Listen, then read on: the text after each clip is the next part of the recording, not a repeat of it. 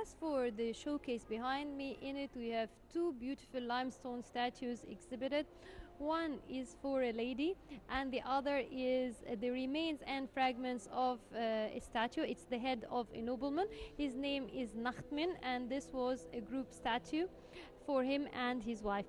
Nachtmin carried many titles. We found the titles written on the back of the statue of his wife, where he carried the titles of the prince, the royal scribe, the supreme commander, as well as the son of the king from his body, which indicates that he was also part or one of the members of the royal family at that time.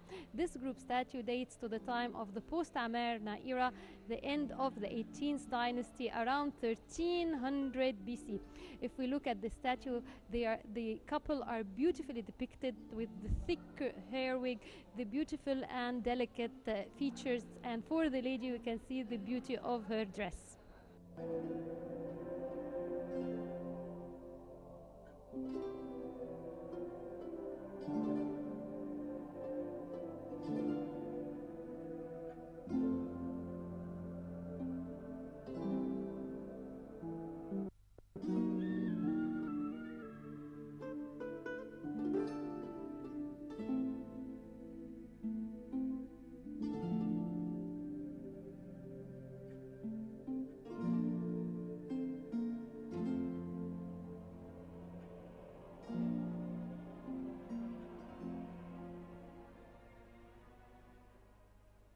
In ancient Egypt, there are many kinds of statues for noblemen and for kings as well as gods.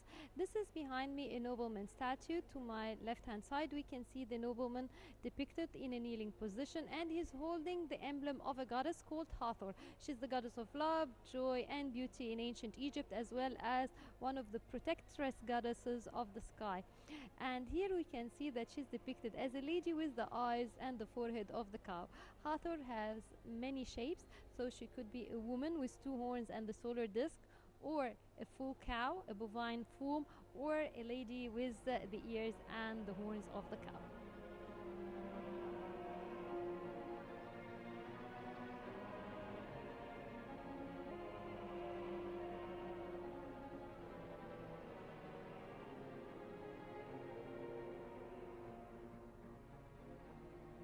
In ancient Egypt, there were many amuletic symbols, symbols of eternity and symbols of gods. Among these symbols is the slab of stone to my left-hand side. Actually, inscribed or sculpted on it is the symbol of the god Osiris. One of the symbols of the god Osiris, the god of the afterlife, is the Jed pillar. Actually, there are many theories about it. Some say that it's a sacred tree, others say no, it symbolizes the vertebral column of the god Osiris, but anyway, it's an amuletic form representing stability. For the right hand side, actually this is another stylized form of the Jed pillar, but we can see the Jed pillar with its various aspects, and then above it there is the head of the goddess Hathor, a lady with the ears of the cow, the goddess of love, joy, beauty, the mother goddess, which we talked about earlier today.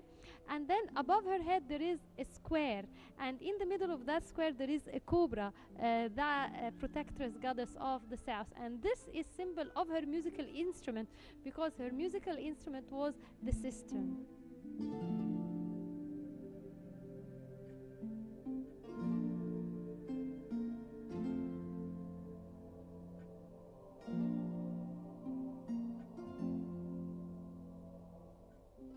As for the statue to my left-hand side, this is a broken statue of most probably the god Amun-Ra, the main god of the country at that time, with again a king depicted between his feet to say that the god is protecting the king, but unfortunately both the head of the god and the king have been destroyed.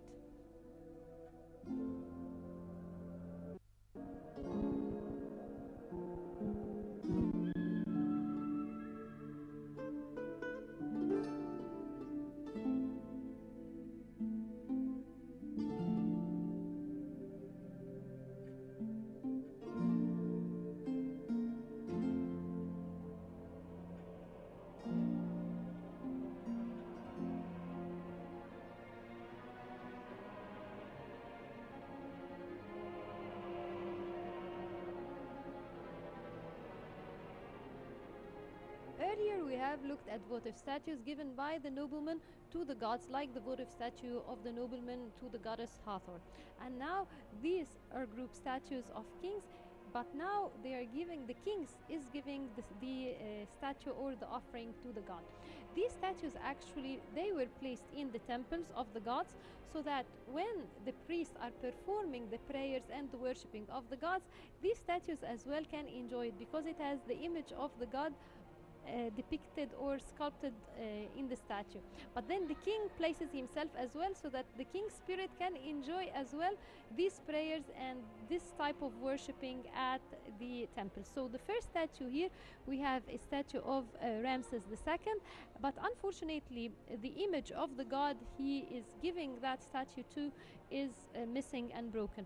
The second statue is for a king called Osorkon III, and he belongs to the 22nd dynasty, and he's giving the image of the god Soccer, the god of the necropolis, to that god. Finally, we have a second statue of Ramses II, and he's giving that statue to the god Ammon. So we can see the statue here. In it, Ramses II is holding the symbol of a ram. The ram was the sacred animal of the god Ammon.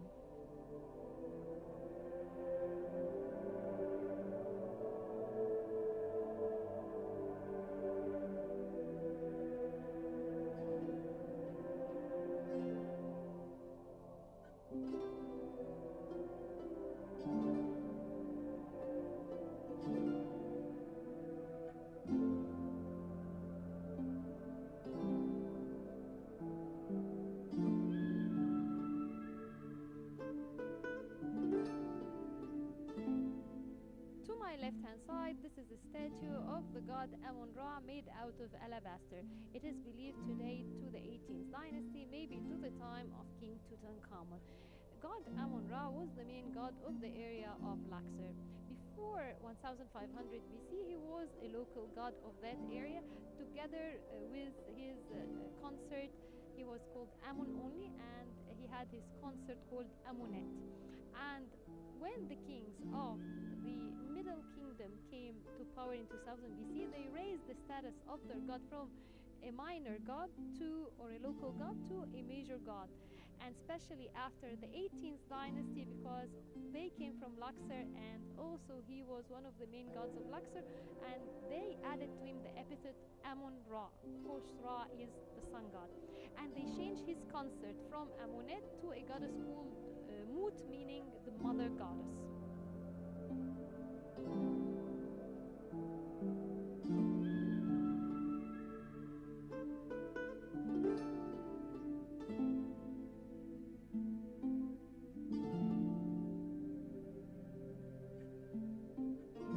Now, to the left-hand side, this is a statue of Ramses II. Ramses II was one of the most important warriors of the 19th dynasty.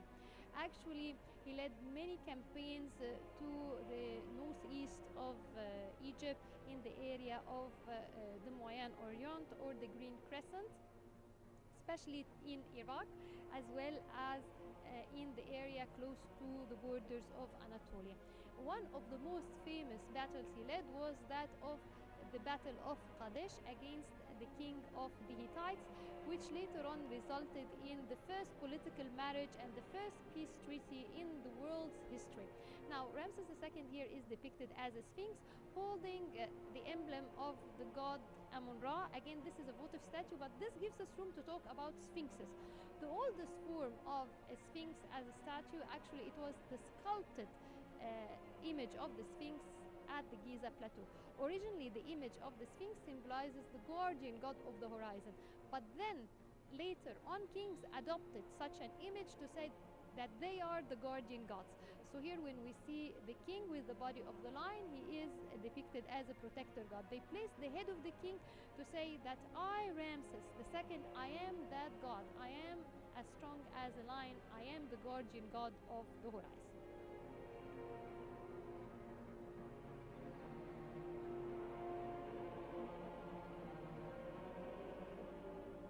The god Amun-Ra was worshipped all over Egypt, but his main temple, and we consider it the throne or his household, was the Karnak and the Luxor temple, especially the Karnak temple. He had so many priests. Among these priests is this statue of this man whose name is Amon Nacht, meaning Amon is my power or my strength. And he was one of the priests serving at the Karnak temple located in the area of Luxor, ancient Thebes. This statue dates to the time of the 20th dynasty, around 1175 BC. We can see Ramses Nacht here depicted as a scribe, and he's seated in the cross-leg position, the seated position of the scribe, and we can see that he's spreading a roll of papyrus on his lap. The interesting thing in this statue is that above the head of Ramses Nacht there is a baboon. The baboon is the symbol of the god of history, writing, and the protector, god and patron of the scribes, the god Thoth, who was either depicted as the ibis bird or a man with an ibis or ibis head, or as a baboon protecting the statue of Amun Nacht.